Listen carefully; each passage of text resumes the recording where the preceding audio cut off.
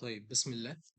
أه هشرح بسرعة فور بيزك كونسبت موجودين في البيزك دارت او في البيزك او بي بتاع الدارت. اول كونسبت عندي اسمه النال سيفتي. ماشي.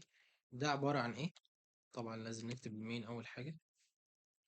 النال سيفتي وهو ان دارت بتجبرني ان اي فاريبل بعمله ما ينفعش يبقى بنال. يعني ايه؟ هديكم مثال. انا لو كتبت انتجر اكس، جيت اعمل برنت الاكس، هيديني ايرور، هيقول لي ان الاكس، ثانية، هيقول لي non nullable local variable x must be assigned before it can be used. بيقول لك ان الاكس ده لازم ياخد قيمة قبل ما تستخدمه. طيب انا لو جيت اعمل x هنا equal 5، هتلاقي ان الايرور راح. بس انا مش غرضي ان الايرور يروح، انا غرضي ان انا مثلا اخليه بنل عشان انا هاخد القيمة دي من الداتابيز، او ان انا مثلا هاخد القيمة دي من اليوزر بعدين. فانا فور ناو محتاجه يبقى بنل. فانا كده ده اسمه non nullable variable. يعني ايه non nullable variable؟ يعني هو انتجر، يعني ما ينفعش يكون جواه قيمة بنل. بعمل ايه؟ النال سيفتي وفرت لي حاجه اسمها الكويشن مارك. الكويشن مارك دي لو حطيتها ما بين الداتا تايب والاسم بتاع الفاريبل، هتلاقي الايرور اختفى. معناها ايه؟ معناها ان ده بقى nullable variable. طيب يعني ايه nullable variable؟ يعني ده دلوقتي يا اما بانتجر يا اما بنل. طب يعني ايه يا اما بانتجر يا اما بنل؟ انا دلوقتي انا سايبه nullable، يعني لو جيت عملت برنت الاكس هيديني قيمه بنل. طب لو اديت الاكس القيمه، فبقى عندي انتجر مش بنل.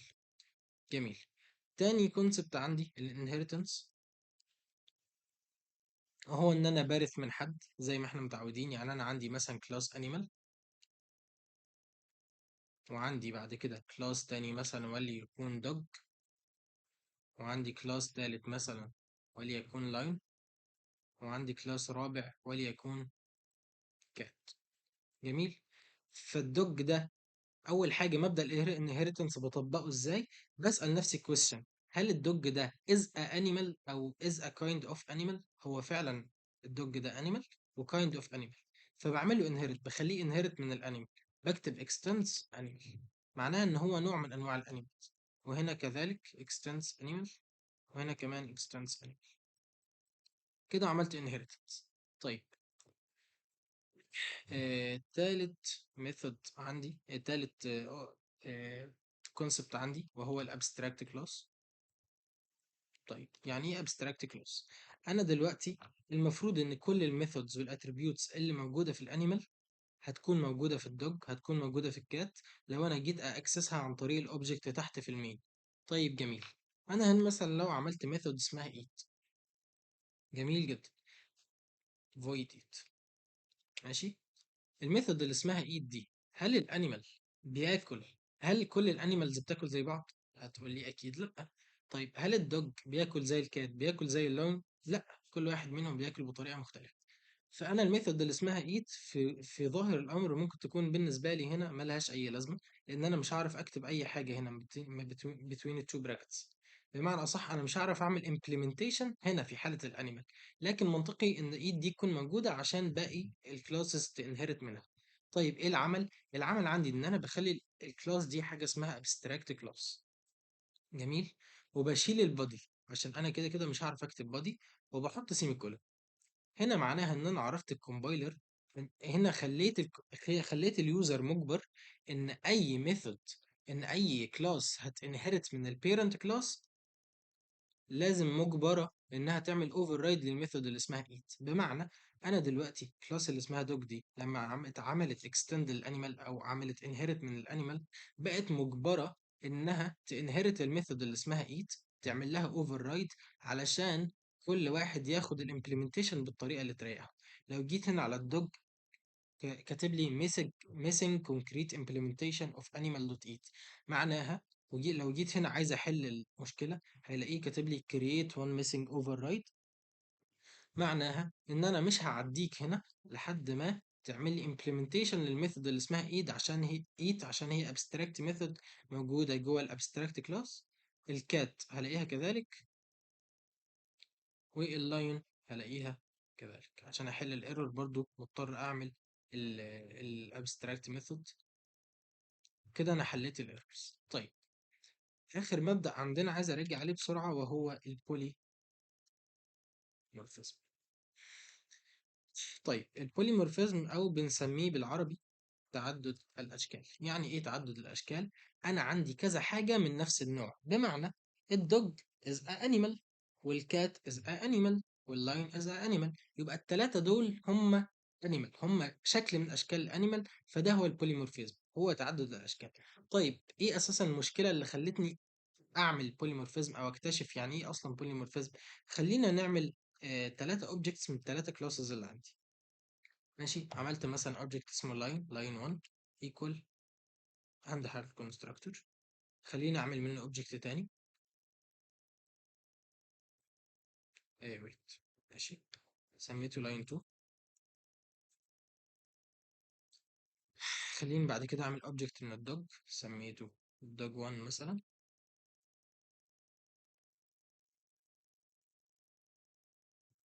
وده سميته دوج 2.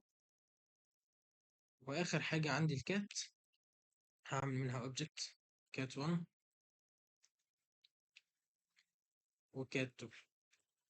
طيب هنا دلوقتي لو قلت لك ان انا عايز اعمل مجموعه من كل حيوانات list of any animal من animals دول، هتقول لي بسيطه، هعمل list. طبعا يعني ده كلاس، فالكلاس ده الانيمال ده عباره عن داتا تايب جديده ممكن اعمل منها ليست. زي ما بعمل ليست اوف انتجر، ليست اوف سترينج، اقدر عادي جدا اعمل ليست اوف انيمال او اعمل ليست اوف لاين. جميل. طيب ليست اوف لاين، الليست اوف لاين دي هتاخد ايه؟ هتاخد حاجه من الاثنين. يا اما هتاخد آه احنا قلنا ايه؟ ليست اوف لاين. طيب هو مديني هنا ايرور ليه؟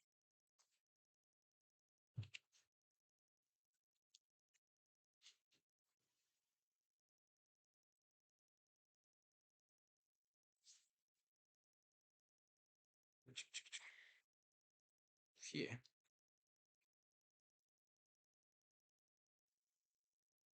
ايه؟ طيب معلش انا كان كنت نسيت ادي اسم للليست. جميل. طيب لاين ليست، جميل. طيب الليست اوف لاين دي هتاخد ايه؟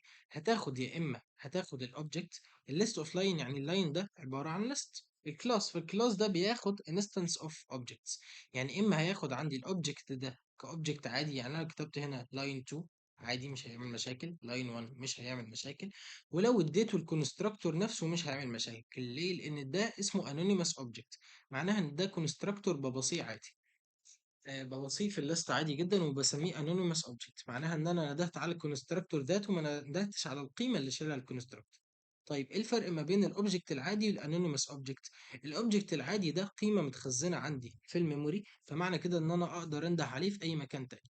اما الانونيمous اوبجكت فهو قيمه انا ندهت عليها في المكان الفلاني اللي انا واقف عليه، وما اقدرش انده عليها بره البراكتس. بمعنى ان انا لو الكونستراكتور ده الانونيمous اوبجكت ده مش هستخدمه غير هنا، فيفضل ان انا اكتبه كانونيمous اوبجكت ما اشغلش مكان في الميموري على فكره.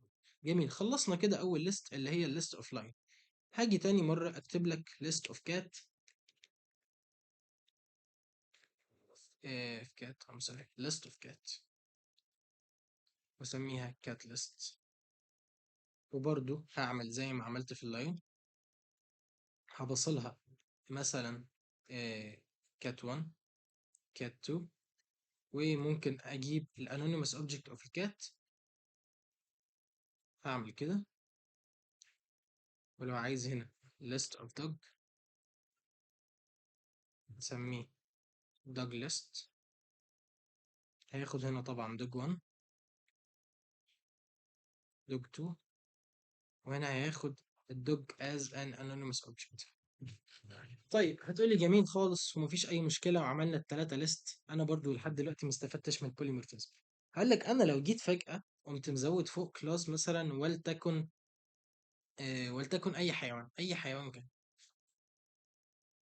زودت التشيتا مثلا، فهتنزل تحت هتضطر هنا تزود ليست، وهتضطر تزود ولو عملنا ميثود اسمها print او view بتطبع الليست، هتضطر برضو تزود التشيتا فوق.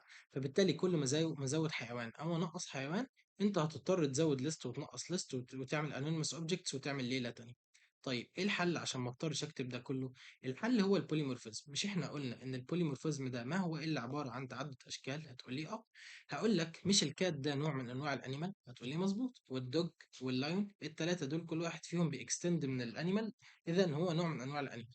طيب الحل ان انا ممكن اعمل اوريدي اصلا ليست اوف انيمالز. ليست اوف انيمال. طيب عملت ليست اوف انيمال. جميل. جميل. طيب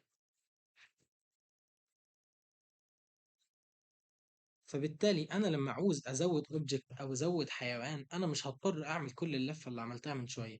انا ما مش هضطر الا اخش غير ان انا اخش جوه الانيمال ليست واديله اسم الاوبجكت بتاعي او اسم الانونيمous اوبجكت بتاعي. يعني لو جيت هنا كتبت لاين 1 هيقبله، لو كتبت كات 2 هيقبله، لو كتبت دوج كانونيمous اوبجكت برضه هيقبله. ليه؟ لان كل واحد من دول اصلا نوع من انواع نوع من انواع الانيمالز. كده احنا خلصنا الفور بيزك او او بي كونسبت او الفور بيزك دارت كونسبت. هنخش دلوقتي على البيزك. دلوقتي هنبدا في البيزك فلاتر. طيب ده الديفولت ابلكيشن بتاع اي نيو بروجكت عندي بعمله. طيب هنسيبنا منه خالص، همسح ده كله وهنبدا بالبيزك بتاعنا اللي احنا عارفينه. احنا عارفين ان اي ابلكيشن معانا بيبدا بالفويد مين. ده طبيعي ومنطقي جدا. طيب انت دلوقتي الفويد مين ده معناها انك هتبدا ابلكيشن دارت طبيعي. يعني ممكن اكتب انتجر اكس وادي الاكس قيمه مثلا اخليها بخمسة، وهكذا. كل ده ابلكيشن دارت طبيعي خالص. طيب الكومبايلر هيعرف منين او هيعرف ازاي ان انا عايز ارن فلاتر بروجكت؟ بكتب له حاجه اسمها رن اب. رن اب يعني انا عايز ارن الابلكيشن بتاعي. هتلاقي يطلع لك ثلاثه ميثودز، الثلاثه اسمهم رن اب. واحدة اسمها فلتر سلاش كابرتينو، واحدة اسمها فلتر سلاش ماتيريال، واحدة تالتة خليها اسمها فلتر سلاش ويدجتس. سيبنا من التالتة، خلينا في أول اتنين، فلتر كابرتينو وفلتر ماتيريال. طيب الفلتر كابرتينو ده البيزك كونسبت بتاع الاي او اس. بمعنى انا لو ببني ابلكيشن اي او اس هختار فلتر كابرتينو، ولو ببني ابلكيشن على الاندرويد بختار فلتر ماتيريال. احنا تلات ارباعنا شغال اندرويد فاحنا هنختار الفلتر ماتيريال. معناها ان انا هرن ابلكيشن على تليفون اندرويد او اندرويد ابلكيشن. جميل. هتلاقي حاجه هنا، هتلاقي جوه الرن اب مديك ايرور. لو وقفت جوه الرن اب بيقول لك انها بتاخد one positional argument accepted. هو بياخد one argument. جميل. ايه هو ال one argument ده؟ بيقول لك ان هو بياخد argument من نوع widget. طيب بياخد argument من نوع widget. طيب هاجي هنا هكتب حاجه اسمها material app. طيب انا كتبت material app، انت هتقولي ان الماتيريال اب ده مش ويدجت. ليه؟ لان هو الرن اب بيقول لك عايز حاجه من نوع ويدجت وانت كتبت لي ماتيريال اب، فانا المفروض اكتب ويدجت. منطقي الطبيعي اكتب ويدجت. هقول لك هي ويدجت ومش ويدجت في نفس الوقت. هتقولي ازاي؟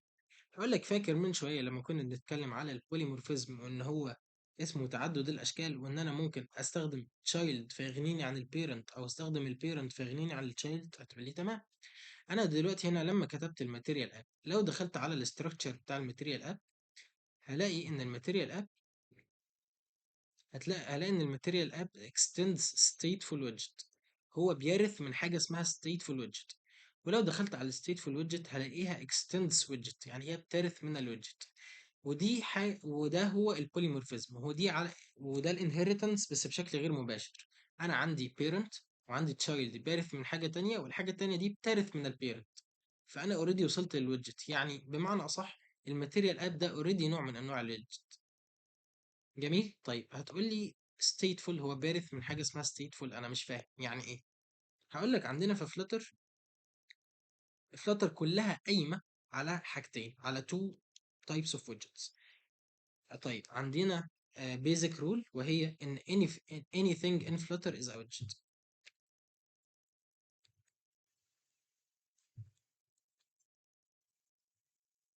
anything in a flutter is a widget. اي حاجه هنكتبها هي عباره عن widget. طيب هنفهم الموضوع ده اكتر لما نيجي نimplement كود او نكتب.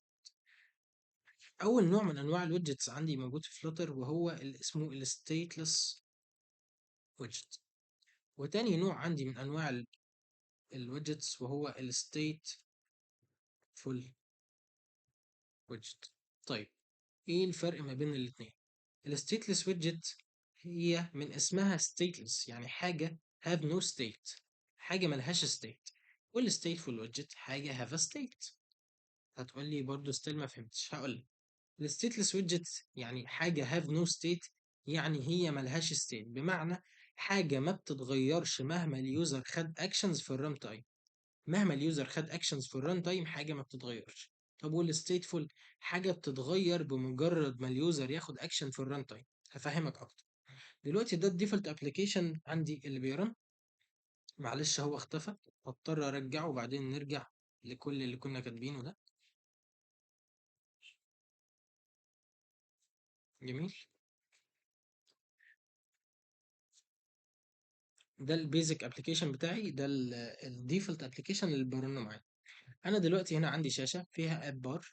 سيبك من المسميات دلوقتي، ده الاب بار وده البودي وده كلمه مكتوبه وهنا رقم وهنا عندي بوتن ماشي عليه علامه بلس. كل ما ادوس على البلس دي بلاقي ان في كاونتر هنا او رقم بيزيد. طيب جميل.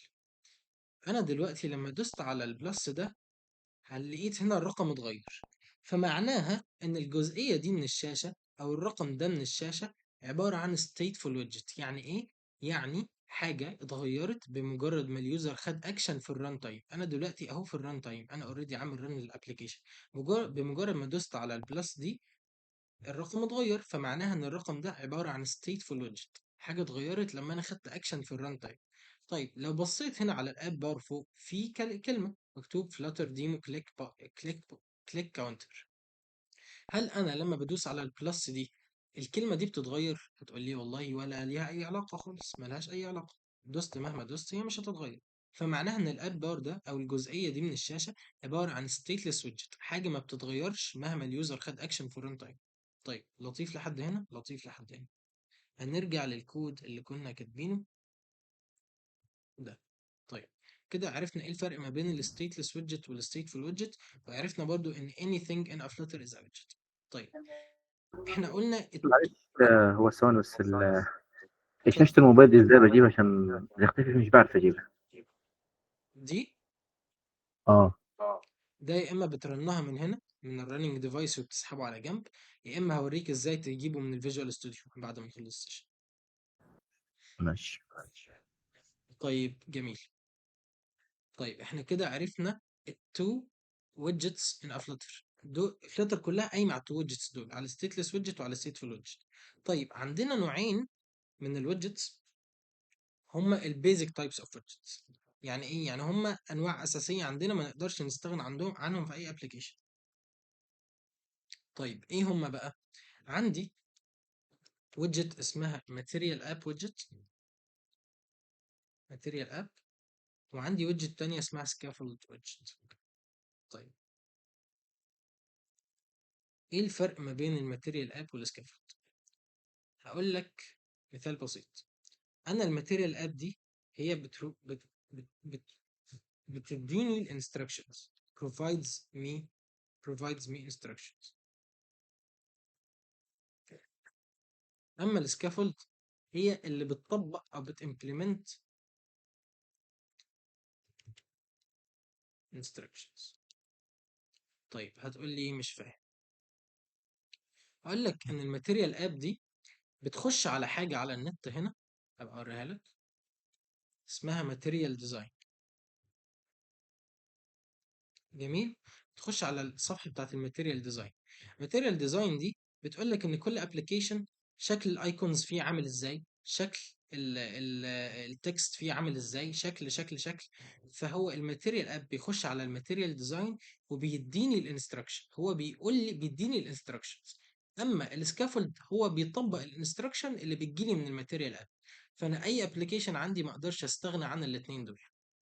طيب احنا اول اتفقنا ان اي ابلكيشن عندي برن وبكتب اول حاجه الرن اب. الرن اب بتاخد حاجه من نوع ويدجت، فانا اول حاجه بكتبها جوه الرن اب هي هو اتفضل. هو ليه انا حاسس ان الماتيريال اب دي عباره عن ابستراكت كلاس، والسكافولد هي اللي بتطبق اللي موجود جوه الابستراكت كلاس ده، نعم. او مش عارف. بقول لك ليه انا حاسس ان الماتيريال اب دي عباره عن ابستراكت كلاس، لا الماتيريال اب مش والسكافولد ده. ابستراكت كلاس، الماتيريال اب كلاس عاديه خالص. اه. كلاس عادية خالص ما لهوش علاقة خالص بالابستراكت كلاس. ماتيريال اب دي ما هي الا ويدجت موفرها لي فلاتر، هي اللي بتديني الماتيريال ديزاين، بتعمل لي بروفايد للانستراكشنز الموجوده في الماتيريال ديزاين. بتقول لي مثلا ان الارو باك شكله كده، وان الارو فرونت شكله كده، فهي بتديني انستراكشنز مش اكتر. وانا استخدمه براحتي بالسكافولد صح؟ السكافولد هو اللي بيطبق الانستراكشن دي امم. ماشي. بس. آه زي كتاب القانون والمحامي. كتاب القانون بيديك القانون، انت كمحامي بتطبقه باي شكل كان بقى. طيب جميل، انا كتبت عندي الماتيريال اب. طيب ماتيريال اب دي هي ويدجت. طيب اي ويدجت اساسا في الاصل عباره عن كلاس، هي عباره عن كلاس بتكستند من stateful ويدجت، فبالتالي هي نوع، هي ويدجت. هي بقت ويدجت ازاي؟ هي كلاس عملت وراثه من ويدجت، من stateful ويدجت او stateless ويدجت، فبقت ويدجت. فاي كلاس عندي هعمل له وراثه من stateless ويدجت او stateful ويدجت هيتحول يبقى ويدجت. فالماتيريال اب اصلا في الاصل عندي هي كلاس. طيب اي كلاس بالمنطقي والطبيعي ان يكون جواه اتريبيوتس. فلو جيت في اندرويد ستوديو، لو دوست على كنترول الت سبيس هيطلع لي الاتريبيوتس اللي جوه الماتيريال اب. فكل الماتيريال اب دي الاتريبيوتس اللي جواه: ديبج، شيكت مود بانر، الراوتس ده لو انا هعمل ابلكيشن في اكتر من سكرين بديله اسامي السكرينز عشان يتعرف عليهم. كولر، هوم، تايتل. احنا مش هنخش في التفاصيل قوي، بس فور ناو احنا هنستخدم الهوم. الهوم معناها ان انا واقف على بيج دلوقتي، انا عايزك تشوف المكان بتاع البيج ده، او انا دي الهوم بيج بتاعتي دلوقتي. فانا اخترت الاتريبيوت اللي اسمه هوم. لو دوست على الهوم لقيته بياخد حاجه من نوع ويدجت. طيب مثلا انا هديله تكست ويدجت. تكست ويدجت مثلا هكتب فيها احمد. طيب هتقول لي ان التكست دي مش ويدجت، هقول لك لا ويدجت. لو دخلنا على التكست هنلاقيها بتكستند ستيتلس ويدجت، ولو دخلنا على ستيتلس ويدجت هتلاقيها بتكستند الويدجت. فهي نوع من انواع الويدجت، بوليمورفيزم، وراثه غير مباشر. طيب هنسكيب الحته دي خلاص قلناها كتير. لو كتبنا هوم وتكست احمد وجينا دوسنا رن، هلاقي ان الابلكيشن طلع لي شاشه سوداء فيها احمد. احمد مكتوبه باللون الاحمر وتحتها خطين صفر. هتقول لي جميل بس انا عايز اعترض. هقول لك تعترض ليه؟ هتقول لي مش منطقي ان انا اعمل ابلكيشن طويل عريض علشان اكتب تكست، اكتب احمد، ومش منطقي ان ده يكون منظر التكست بتاعي. هل عمرك فتحت اي ابلكيشن في الحياه لقيت التكست احمر وتحته خطوط صفراء، او التكست بشكل عام ظاهر بالمنظر ده كده؟ هتقول لي لا. هقول لك لان احنا قلنا من شويه ان الماتيريال اب هي مجرد بتبروفايد مي انستراكشن. اما مين بيعمل امبلمنتيشن للانستراكشن ده اصلا، وهو السكافولد ويدجت. فانا باخد الانستراكشن من الماتيريال اب وبطبقها بالسكافولد. فانا لو جيت في الهوم هنا واديته السكافولد ويدجت وجيت دوست ران، هلاقي ان المنظر عندي هنا اتحول لصفحه بيضاء. وده الديفولت، ده الديفولت كلر بتاع السكافولد، هو لونها الطبيعي ابيض. فده يعتبر، هتقولي ماشي يعني كده بشكل عام ممكن يكون ابلكيشن طبيعي. طيب لو جيت جوه السكافولد برضو عباره عن كلاس، وهو عباره عن ويدجت عشان بيكستند ستيتلس او ستيتفول ويدجت. فانا لو جيت ابص على الاتريبيوتس بتاعت السكافولد بشكل عام، السكافولد ويدجت عندي عباره عن ثلاث حاجات. اول حاجه عندي في السكافولد بشكل عام متقسم لثلاث حاجات: اول حاجه الاد بار، تاني حاجه البودي، تالت حاجه بسميه اكشن بوتون او اكشنز. طيب انا مثلا عندي في اي شات واتساب بيكون عندي من فوق هنا اد بار اللي بيكون فيه الاسم والصوره والارو باك والفيديو كول، ده اسمه اد بار. جميل. الشات نفسه ده البودي.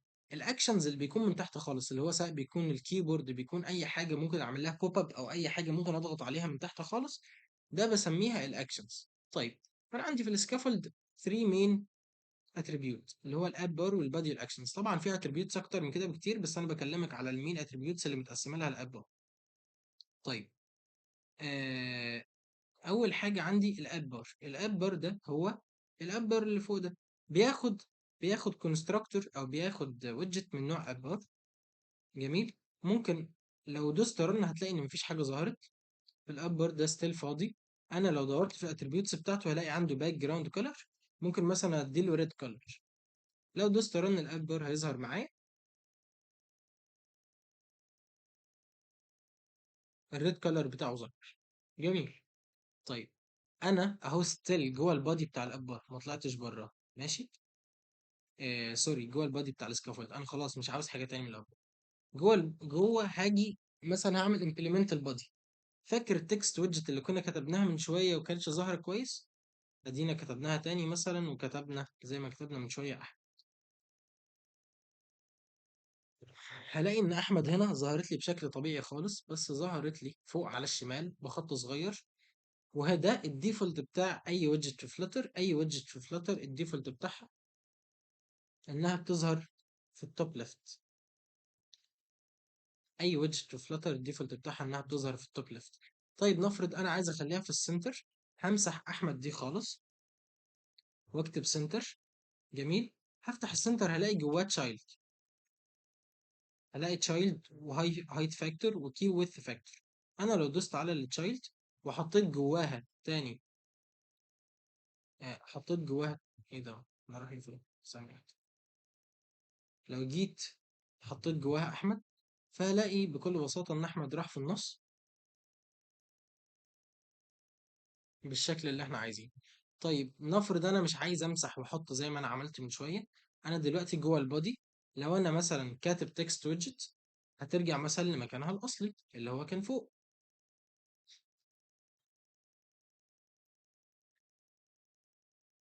فانا عايز اخلي التكست ويدجت دي تشايلد والبيرنت بتاعها سنتر عشان تجي لي في النص. هاجي عند التكست ويدجت اضغط عليها وادوس الت انتر. هيطلع لي كذا حاجه، كذا ويدجت. هيقول لي راب وذ فاليو، راب وذ بيلدر، راب وذ سنتر. هي دي الويدجت اللي انا عايزها. لو دوست عليها هلاقي عمل لي سنتر وعمل لي الاتريبيوت بتاعها اللي هو تشايلد. هاجي ادوس رن، هلاقي لوحده راح في النص. لحد هنا في مشاكل ولا اكمل؟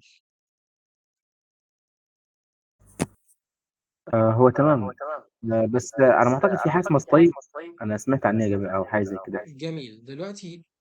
دلوقتي انا التكست اللي اسمه احمد ده هو صغير. نفرض انا عايز اكبره او اخليه بولد، اكبر الخط او اصغره، اكبر الفونت نفسه، اغير لون. باجي جوه التكست نفسه. تمام. بفصل ما بين كل اتريبيوت والتاني في فلاتر. بفصل ما بينهم بكولن عاديه، كوما عاديه. جميل. فانا احمد ده هفصل ما بينه، ما بين الاتريبيوت اللي جايب كوما. هاجي اشوف ايه الاتريبيوتس اللي جوه التكست. هلاقي التكست الاين، ستايل، اوفر فلو، تكست دايركشن. هلاقي اتريبيوتس كتير. انا مش هيهمني منها دلوقتي غير الستايل. الستايل بياخد ويدجت او كلاس من نوع تكست ستايل. انا اسف، كونستراكتور من نوع تكست ستايل. جميل. لو جيت ادور على الاتريبيوتس اللي جوه التكست ستايل هلاقي كلر، فونت سايز، فونت ويت، باك جراوند كلر. فانا مثلا دلوقتي عايز اغير اللون بتاع التكست. مثلا كلر عايز اخليه بلو. جميل. جيت ادوس رن هلاقي الكلر اتحول بلو. طيب انا عايز اخلي الفونت سايز مثلا 35. دوست رن هلاقي ال... هلاقي الفونت كبر.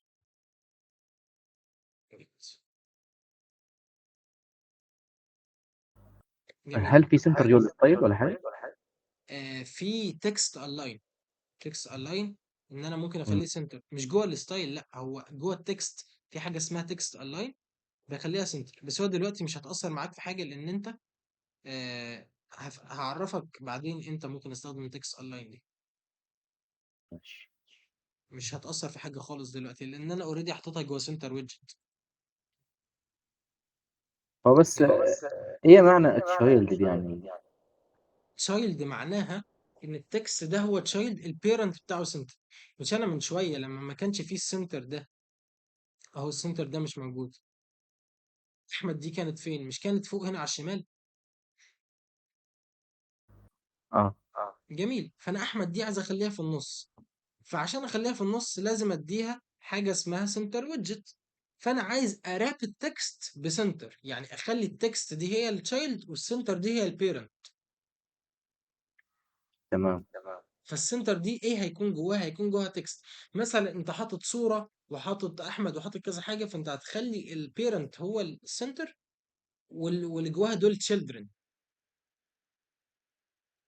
ماشي. هنتطرق للنقط دي بعدين يعني. بس بشكل عام انت احمد دي عاوز تخليها في النص، هتحطها جوه تكست ويدجت. عندك حل من الاثنين. يا اما تاخد التكست كلها كوبي وتشيلها من هنا وتحط سنتر ويدجت وتحط التشايلد، بعدين ترمي التكست ويدجت اللي انت كنت كاتبها. ده حل. ده حل عادي جدا وهيتطبق او يشتغل على طول. والحل التاني ان انت تكتب تكست ويدجت وتروح عليها تكتب wrap with center. هو لوحده هتلاقيه كتب لك تشايلد وحط جواها التكست، والسنتر حطه هو كبيرنت، والدنيا اتطبقت وزي الفل. جميل ولا في مشاكل؟ ده تمام زي الفل. طيب هقول لك حاجة. دلوقتي احنا علشان نكتب ابلكيشن بعيدا عن الكومنتس دي خالص، بعيدا عن الكومنتس دي خالص، هل منطقي وطبيعي ان انا اوصل مثلا لسطر 19 ولا 20 وانا ما كتبتش غير احمد بس؟ ده كلمه، امال اللي هعمل ابلكيشن كتير هيحصل ايه؟ كمان لو ابلكيشن فيه كذا سكرين، فانت متخيل حجم الكود هيوصل معايا لفين؟ هيكبر جدا. فانا مضطر اعزل الكود ده. يعني ايه اعزل الكود ده؟ يعني اخده لوحده في مكان تاني واسيب المين فانكشن ما فيهاش غير الران اب. طيب جميل. اقول لك حاجه. انا دلوقتي الماتيريال اب دي، الران اب بتاخد ايه؟ احنا قلنا بتاخد حاجه من نوع،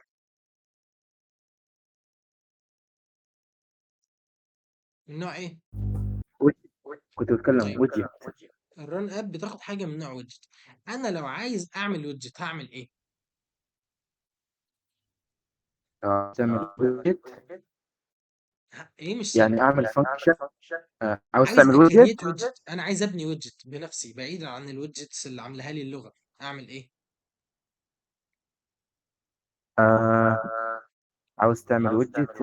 طب ما اعمل كلاس واخليه مثلا يورس، مش يورس منين بس؟ بالظبط، انا لو عايز اعمل ويدجت اعمل كلاس مثلا اسميها ماي اب، ماشي، واخليه اكستند ويدجت، هخليه اكستند ستيتلس او ستيتفول ويدجت، فبالتالي الكلاس دي هتبقى نوع من انواع الويدجت. طيب عندنا قاعده بتقول ايه؟ بتقول any widget is stateless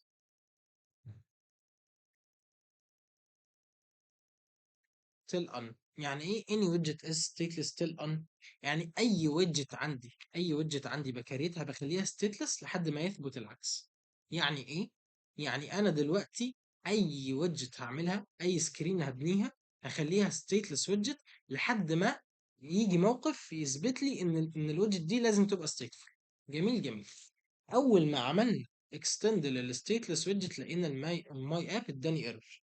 طيب مكتوب missing concrete implementation of abstract class stateless widget. طيب تفتكر ايه الايرور ده؟ اكيد في ميثود انا مش مطبقها عشان ده الابستراكت كلاس. مظبوط، انا عندي هنا الستيتلس ويدجت اصلا هي abstract class جواها abstract method. انا الابستراكت ميثود دي المفروض اروح ابنيها. مش احنا قلنا من شويه ان الابستراكت ميثود بتجبرني ان انا لما انهرت منها ابني الميثودز اللي انا مجبر ان انا اعمل لها امبلمنتيشن، عشان مش كل السكرينز هتتبني زي التانية. يعني هل السكرين دي زي السكرين اللي بعدها زي السكرين اللي بعدها؟ مستحيل. وبالتالي اي ميثود انا هعملها مضطر اروح اعمل اوفر رايد للميثود اللي في الستيتلس ويدجت عشان ابني السكرين بتاعتي زي ما انا عايز. طيب لو وقفت عند وان ماي اب عشان احل الايرور هيقول لي create one missing override. لو دوست عليها اداني ميثود اسمها widget build، وجواها attribute بارامتر اسمه build context. طيب سيبنا من الكلام ده. دي ميثود اسمها build. الميثود اللي اسمها بيلد دي بتعمل ايه؟ ميثود اللي اسمها بيلد بتبني لي السكرين. انا لو دوست على الرن الكومبايلر بيروح يشوف البيلد دي موجوده فين في السكرين ويروح يرن البيلد. الكومبايلر مش بيرن غير الكود اللي موجود جوه البيلد. اي كود مش موجود بره البيلد، موجود بره البيلد مش هيرن. معنى كده ان انا كل الكود بتاعي بيتكتب جوه البيلد. جميل خالص. ايه يعني ايه كونتكست؟ كونتكست ده بكل بساطه هو بوينتر بيشاور على الكرنت سكرين اللي انا واقف عليها. يعني انا لو عندي ابلكيشن عباره عن 6 7 سكرين، الكومبايلر هيعرف منين انا برن في انهي سكرين؟ من الكونتكست. الكونتكست بيروح يقول للكومبايلر انا مثلا واقف على السكرين الفلانيه، روح اعمل لها بيلد. فالكونتكست ده عباره عن لوكيشن او بوينتر بيشاور على السكرين اللي انا واقف عليها. والبيلد هو الميثود اللي الكومبايلر بيخش جواها عشان يبني لي السكرين بتاعتي. يعني انا كل ما ادوس رن الكومبايلر بيروح للبيلد وبيرن الكود اللي جواه وبيعمل له امبلمنتيشن على الشاشه. جميل خالص. انا دلوقتي بقى معايا ويدجت من نوع ستريكلس ويدجت، اقدر جوه البيلد ارمي كل الكود اللي كنا كاتبينه فوق، وطبعا في الاخر بحط سيمي كولن. ومعلش الماتيريال اب هنا عشان دي هضطر اعمل لها ريتير، عشان الماتيريال اب دي من نوع ويدجت، وهو عايز يرجع حاجه من نوع ويدجت، فانا عملت ريتيرن للماتيريال اب، واحنا عارفين الماتيريال اب دي از ا كايند اوف ويدجت. عملت ريتيرن، وفي اخر حاجه حطيت السيمي كولن. وهاجي فوق هنا الران اب عايزه ويدجت، اديها ايه ويدجت؟ اكيد هدي اسم الفانكشن اللي انا عملت او اسم الكلاس قصدي. اسم الويدجت اللي انا عملتها، انا الماي اب دلوقتي بتاعتي بقت عباره عن ويدجت، فانا لو حطيت هنا الماي اب وعملت رن، هلاقي مفيش اي حاجه في الكود اختلفت. كودي هو انا ما هو، ما عملتش حاجه غير ان انا عزلت الكود بتاعي في مكان لوحده بره المين، واقدر اعزل الكود بتاعي في فايل تاني خالص، وباصي اسم الكلاس زي ما انا عملت هنا، مفيش اي مشكله خالص. لحد هنا في مشاكل؟ حلو خالص. طب انت بتقول ان البروجرام بتاعي بيبدأ من اول البيلد، جميل. صح؟ جميل. طيب ينفع مثلا اعمل كلاس ثاني مثلا اسمه ماي اب 2، وبرضه اخليه يعمل اكستند من ستيتلس ويدجت، ونفس مم. الحكايه برضه جواها ميثود بيلد مم. مختلفه، مم. ونفذتهم الاثنين جوا الرن اب. ازاي هو هتنفذ الاثنين جوه ران اب، وران اب ما بياخدش هو غير صح ازاي؟ بارامتر واحد؟ اه صح. اه افتكر انا فهمت غلط. ده بعدين فيما بعد هعرفك ازاي آه. تبلد كذا سكرينه ورا بعض، وانت اللي تحدد ايه اللي يظهر الاول، ولما تعمل ايه يظهر التانية وكده. لان مفيش ابلكيشن طبيعي بيظهر سكرينتين ورا بعض، يعني مثلا انت الواتساب الشات مش بيظهر لك غير لما تدوس عليه. فلما انت امم. لما تيجي تدوس على الشات بتاع احمد مثلا، فانت كده عملت كليك، انت عملت اكشن في الران تايم، فبالتالي هو عارف انك عايز تروح لسكرينه تانية. معنى كده ان الشات بتاعي ده ستيتلس ويدجت، انا عملت اكشن في الران تايم، حصل اكشن بسبب يعني حصل تغير في الران تايم بسبب الاكشن اللي انا عملته. لكن تيل ناو انا بتعامل مع آه. سكرين واحده، لحد دلوقتي احنا بنتعامل مع سكرين واحده. فيما بعد لما نتعامل مع اكتر من سكرين، هعرفك ازاي تبني ابلكيشن بينافيجيت اكتر من سكرين. بينافيجيت يعني بيروح من سكرينه للتانيه. بالظبط. في كويس مشاكل لحد خالص. كده؟ لا تمام. طيب. على ما اظن ده المحتوى كله كان صح.